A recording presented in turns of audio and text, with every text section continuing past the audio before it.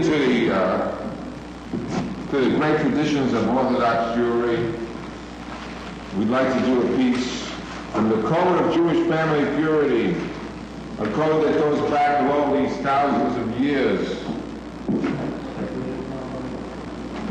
This was composed and brought together from the antique Talmud, and first published in Hungary. The author was the Rabbi Eliyahu Blazher, the central office of Orthodoxy, and this very version in English was translated in 1957 and brought to you by the Committee for the Preservation of Jewish Family Purity, 109 Ross Street, Brooklyn, New York. Telephone 320997. Read twice. And today we will deal with the laws concerning menstruation.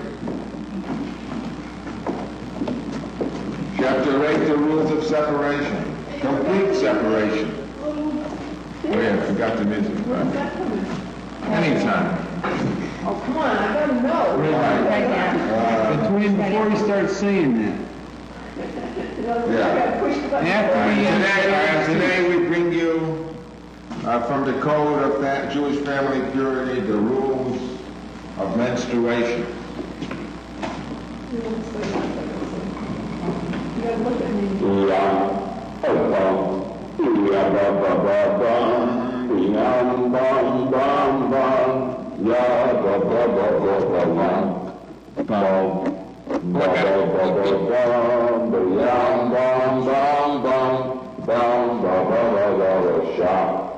Still. The mountains stand to lead, the gates shine, cock and clear, the young bum, yum, bum,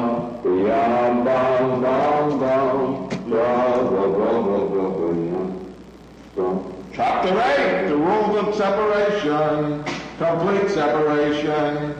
1. As soon as the woman becomes a needer, not only is sexual intercourse forbidden, but man and wife are strictly forbidden to engage in any sort of contact until after its villa. 2. During this period, they must not touch each other. Neither party may hand anything to the other, even if it is a long article which eliminates the possibility of their touching each other. Similarly, one may not throw anything to the other. Transferring a small child or any other object can only be done by setting it down for the other to pick it up. 3. The husband may not lie upon her bed or sit upon it even when she is away.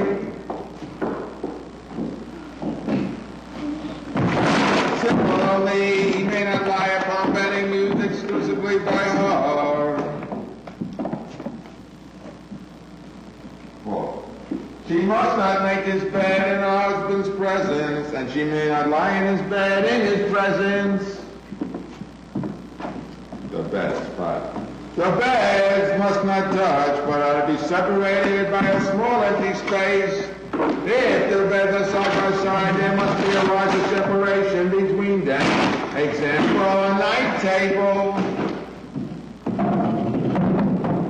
6. They must not sit together on anything which is springy. Objects are movable unless a third person sits between them.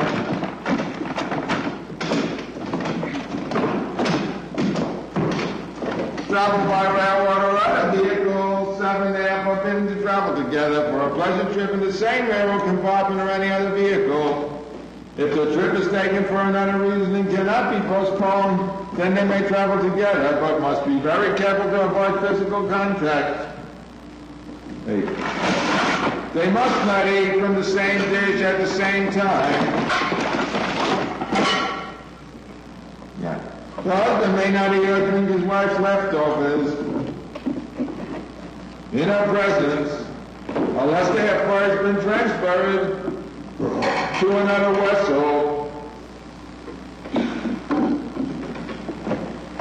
Neither of them may serve or pour food or a drink for the other unless some change is made in the manner of serving. For example, serving with the left hand. When they eat together at a table, with no one else present, they must place between them an object not usually found on the table.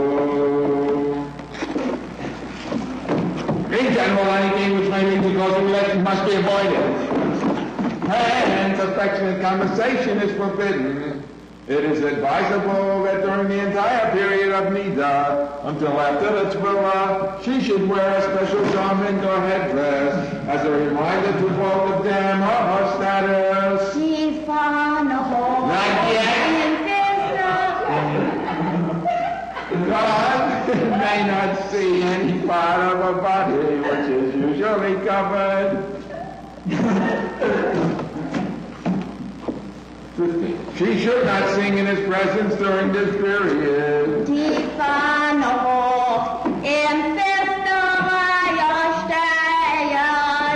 may not enjoy her perfumes during this period.